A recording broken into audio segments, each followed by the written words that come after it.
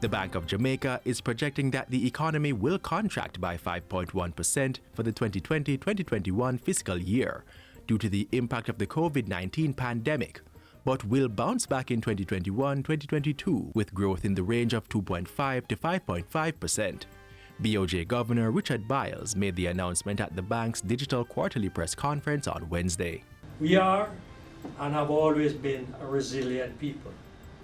While the heightened challenges associated with the COVID-19 outbreak remain an ongoing concern, we are confident that the measures we have put in place at the bank, alongside the aggressive fiscal stimulus measures being implemented by the government, will serve to mitigate some of the impact on the economy and set us on a path of recovery.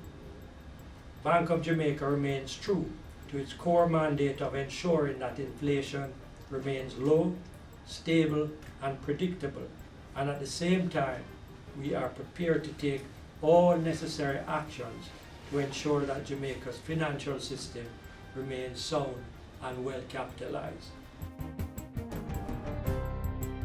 In the meantime, over $2 billion is being invested to expand the Garmex Free Zone complex on Marcus Garvey Drive in Kingston. This to provide additional space for manufacturing, warehousing, and distribution, among other activities. The project is being undertaken by the Factories Corporation of Jamaica, FCJ. It will entail the construction of 13 buildings and other facilities on 8.7 acres of land across 3 phases. Prime Minister Andrew Holness, who has portfolio responsibility for the FCJ, toured the site and broke ground for the project recently. Early in the pandemic,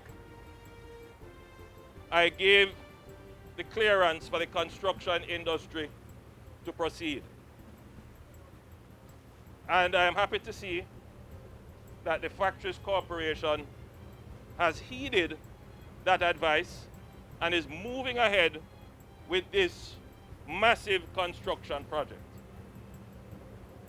It is a good sign, and I encourage the construction industry to move ahead with speed and alacrity with the projects that they have on their books.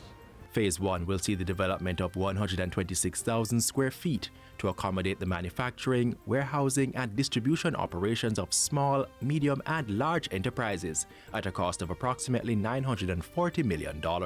Another 244,000 square feet is slated for build-out during the second phase at a cost of at least $1.4 billion. Phase 3 will entail, among other things, developments involving existing structures at the complex. As the private sector continues to support government's COVID-19 economic efforts, Newport First and Jamaica Limited has donated 2,025-pound bags of fertilizer to small farmers. The donation is worth $3.8 million. The distribution will be done through RADA and the Jamaica Agricultural Society. Agriculture State Minister J.C. Hutchinson has praised the partnership. He says it will complement the critical assistance farmers are getting to market their produce in light of the difficulties brought on by COVID-19. Marketing is no longer a problem. We are going to now put in place the structure that anything that you plant, we will take off.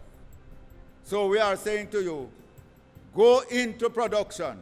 The Ministry of Agriculture is putting that structure in place so that we move your crop from farm directly into the value chain.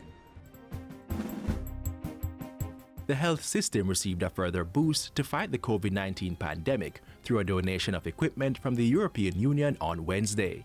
The items include patient monitors, infusion pumps, defibrillators, and intensive care unit beds. They are valued at approximately $80 million and were provided under the EU-funded Program for the Reduction of Maternal and Child Mortality, PROMAC.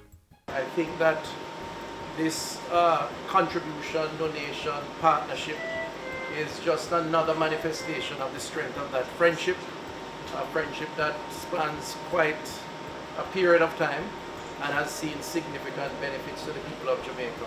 We have agreed with the government that this equipment will be used to fight the pandemic as much as it can help, and when the pandemic is under control, it will go back to its original primary designed use for maternity wards.